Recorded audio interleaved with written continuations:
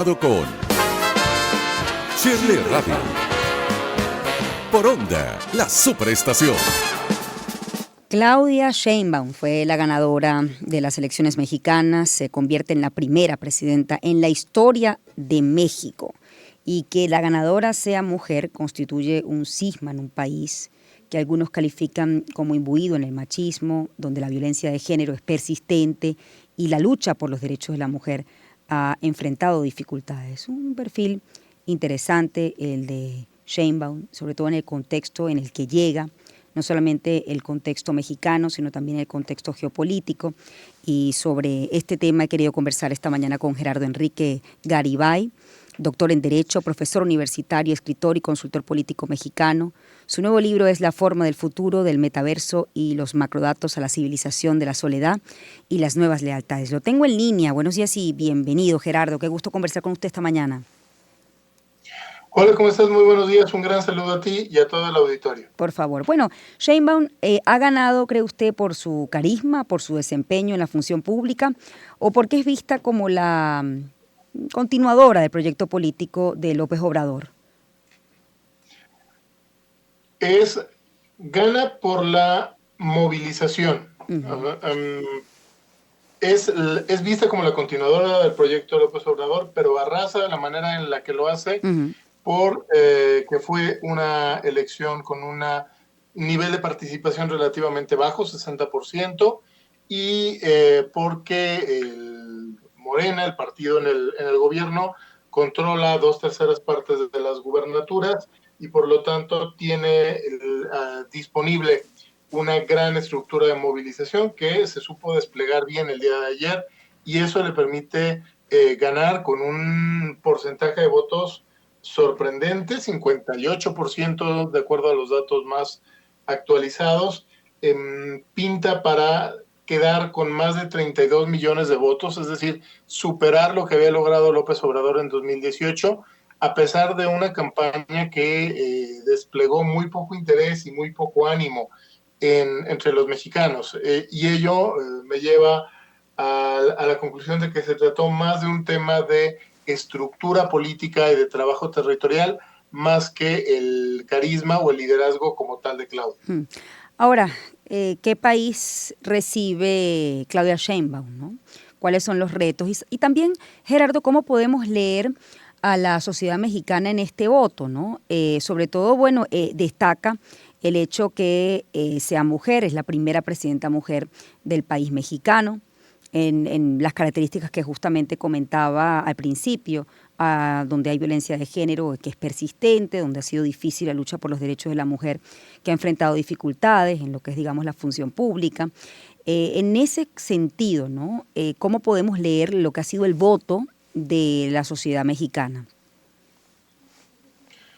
Mira, el tema de género no estuvo tan al frente de la elección porque tanto el oficialismo como la oposición, sus candidatas eran mujeres. Xochitl Gálvez de la oposición, Claudia Sheinbaum del oficialismo, y el único candidato hombre era del tercero en discordia, de un partido más chiquito. Yo lo que te diría es, la sociedad apoya a Claudia porque es la persona nombrada por el presidente.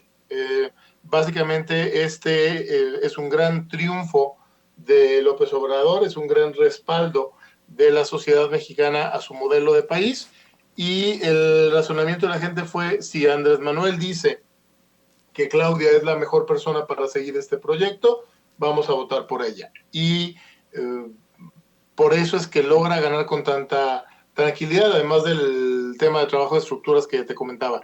¿Y qué país recibe? Recibe un país con foquitos anaranjados en materia económica, particularmente en cuanto al gasto público.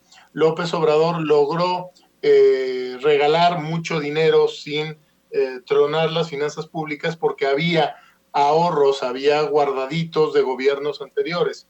Esos guardaditos ya se acabaron y eso significa que Claudia va a tener que o dejar de regalar dinero, que eso sabemos que en un político es imposible, o financiarlo con inflación, que eso probablemente ni Estados Unidos ni el propio Banco de México se lo permita con tanta manga ancha, y entonces la otra opción que queda es una reforma fiscal que incremente la base de contribuyentes y que va a ser un tema políticamente muy espinoso. Sobre todo el primer año de Sheinbaum va a ser un año complicado, un año que le va a poner a prueba todas sus habilidades de gestión política. Sí, ahora Gerardo, ¿no crees que el género, en este caso el hecho que, bueno, las dos candidatas que lideraban las encuestas eran mujeres y, bueno, finalmente pues ha resultado electa una mujer, ¿no tuvo influencia en la movilización del voto, estimas tú? Sí hubo una cierta emoción, digamos, en el ambiente de que se eligiera por primera ocasión a una mujer presidenta, pero no hubo esta sensación de sorpresa, de, caray, de repente ganó la mujer, porque ya desde hace básicamente 2 años sabíamos que Claudia Sheinbaum iba a ser la presidenta. Entonces, era más sobre todo en los círculos feministas, era más un tema de misión cumplida, una sensación de, ok, se logró, más que una sorpresa o esa adrenalina de cuando no sabes qué va a pasar y entonces te topas con la alegría de que se logra el resultado a última hora. Acá ya la elección estaba más o menos definida desde hace por lo menos un par de años. Ahora, otro punto interesante, Sheinbaum se convierte no solo en la primera mujer presidenta en México, sino también la primera presidenta judía en México. Entiendo que rara vez se identifica como judía públicamente, no ha resaltado su identidad, pero sí resulta interesante cómo muchos mexicanos, un país predominantemente católico, apoyaron a una mujer con ese origen religioso. La pregunta es, y creo que podría ser un tema espinoso para ella, la posición de México con respecto al conflicto entre Israel y Hamás. Ella desde el punto de vista internacional, ha mostrado algún tipo de posición con respecto a este tema que podría ser espinoso en sus primeros días bueno, todavía falta que tome el poder, pero lo que será pues sus primeros días como presidenta. Mira, ella efectivamente no ha hecho mucho énfasis en el tema religioso. Entiendo que ella es más bien atea o agnóstica. Y en el caso de México, el judaísmo es visto mucho más desde un ámbito religioso que desde un ámbito étnico. Entonces, para la gente, al Claudia ser más bien atea o agnóstica, más que judía en el sentido religioso, ello para el votante en general es como si no lo fuera. Ha habido polémica porque, por ejemplo, en alguna ocasión utilizó un vestido que tenía una imagen de la Virgen de Guadalupe, y esto fue percibido por mucha gente, sobre todo en la oposición, como un acto de cierta hipocresía por parte de Claudia Sheinbaum, pero el público en general, la verdad es que está muy poco enterado de la identidad étnica de Claudia Sheinbaum. No ha sido un tema realmente relevante en la campaña, digamos, general, aunque sí lo ha sido y sí se ha discutido en el Círculo Rojo y en las redes sociales.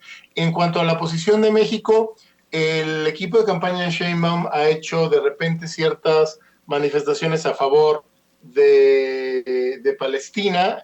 Por ejemplo, pienso en Marcelo Ebrard, que es parte del equipo de campaña de Claudia, que publicó en Twitter hace algunas semanas un enlace para apoyar a los niños de Palestina a través de UNICEF, pero han sido cosas muy, muy sencillas. López Obrador también se ha manifestado a favor, digamos, un poquito más cargado hacia el lado de los palestinos que hacia el lado de Israel, pero sin generar un tema directamente polémico, más bien manteniendo una cierta equidistancia, y yo creo que por ahí se va a mantener Claudia. Yo no creo que Claudia vaya a asumir un papel de defensa abierta del Estado de Israel, pero tampoco creo que vaya a asumir una posición más militante a favor de los palestinos, como sí se lo pediría quizá parte de su base, sobre todo en la izquierda. Sí. Ahora, has dado con un punto, la izquierda, ¿no? Hablemos un poco del perfil de Sheinbaum Y su plan de gobierno, lo que ha venido ella pues mostrando a lo largo de su campaña, el tema de la izquierda, ¿no? Cómo de alguna manera se ha relacionado con esa ideología política y bueno, cómo al final pues se va a traducir en lo que será su mandato, ¿no? Así es. Claudia tiene un historial, digamos, más de izquierda militante que López Obrador. O sea, Claudia sí viene realmente de la izquierda política y no del nacionalismo político como venía López Obrador, pero las señales que está enviando, por lo menos en estos momentos, son señales mucho más centristas. Ayer en su primer discurso como presidenta enfatizó la relación de respeto con los Estados Unidos, enfatizó el respetar la autonomía del Banco de México y la disciplina financiera. El caso de México es una izquierda muy sui generis porque, por ejemplo, López Obrador hablaba de avanzar hacia un sistema de federarse con los Estados Unidos y de construir para Norteamérica algo parecido a la Unión Europea. Y en términos de política macroeconómica ha sido un gobierno que para los estándares latinoamericanos ha sido bastante ortodoxo. Yo te diría, en México es izquierda, pero si lo bajas a Sudamérica quedarían a la derecha de Capriles. Uh-huh. Ahora te hago otra pregunta, Gerardo. El tema de la convivencia entre la empresa privada y el sector público, ¿no? Sheinbaum se decanta por mayor presencia en este punto, ¿no? Económico, mayor presencia del Estado, mayor regulación, o habrá, digamos, o al menos o así, si así lo ha planteado, un respeto a esa suerte de independencia. El modelo de Sheinbaum es un modelo que en eso sí es similar a López Obrador. A ellos no es que vayan necesariamente a expropiar empresas, aunque de repente expropian una que otra empresa, lo hacen previo pago. No es que les guste controlar directamente a las empresas, lo que les gusta es planear los sectores industriales. Entonces, ¿qué hace, por ejemplo, qué hizo López Obrador? Ordenó cancelar la construcción de una fábrica de cerveza en Tijuana, pero luego le dio facilidades para que esa misma empresa construyera su fábrica en Veracruz y ya el próximo año se va a inaugurar esa fábrica.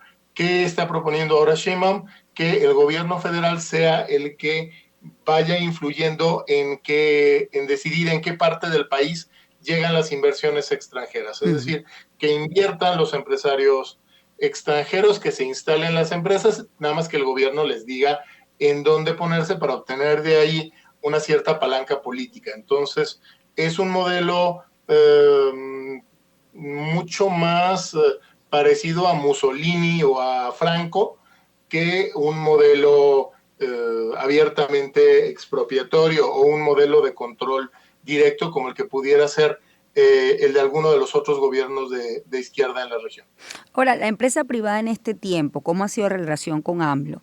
Y también, de alguna manera, si ha tenido alguna carga, por así decirlo, impositiva, entendiendo, digamos, el perfil del gobierno con respecto a la justicia social, ¿no?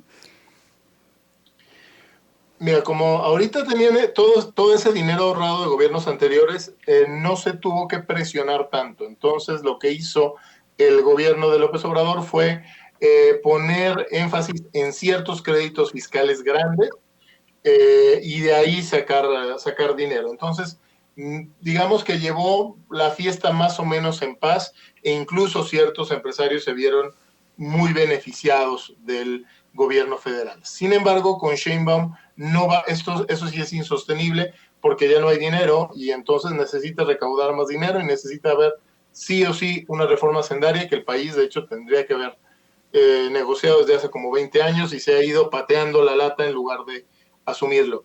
Ellos sí va a meter a Sheinbaum necesariamente en un conflicto con el sector empresarial y será una negociación compleja, sobre todo considerando que decidir con las empresas mexicanas, pues no solo tiene impacto en México, es una decisión que tiene impacto en las cadenas de valor de toda Norteamérica. y por lo tanto no es una decisión que pueda tomar solo el gobierno de México. Sí, con respecto a Venezuela, ¿no? Ya que estamos haciendo la entrevista justamente para nuestro país, ¿cuál ha sido la posición y la relación o qué se espera, cómo se plantea la relación con el gobierno venezolano en un año y a pocos meses de las elecciones para el 28 de julio? ¿Ella ha hecho referencia a esto durante su campaña? No ha hecho una referencia directa. En el caso de Venezuela, ha sido utilizado políticamente en contra del obradorismo. La oposición lo usó mucho en 2006. Si votas por López Obrador va a convertir a México en Venezuela. Y esto se volvió a insistir mucho desde la oposición en 2024. Esta idea de esta relación entre el obradorismo y el chavismo. Sí hay ciertos líderes obradoristas cercanos al movimiento bolivariano, pero no son los principales. Yo te diría que muy probablemente el juego que va a asumir Sheinbaum respecto a Venezuela y respecto a Maduro va a ser muy parecido a la posición de Boric, un punto intermedio entre la posición de Boric y la posición de Petro.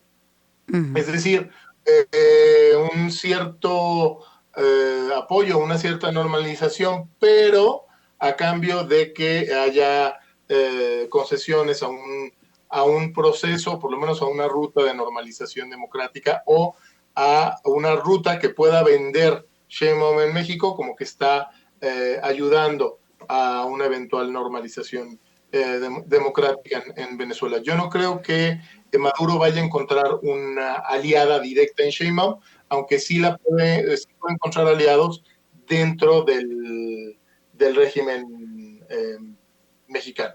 Te agradezco mucho, Gerardo, por habernos atendido a esta hora. Gerardo Enrique Garibay Camarena, doctor en Derecho, profesor universitario, escritor y consultor político mexicano. Su nuevo libro es La forma del futuro, el metaverso y los macrodatos a la civilización de la soledad y las nuevas lealtades. Vamos a hacer una pausa, ya volvemos. La fusión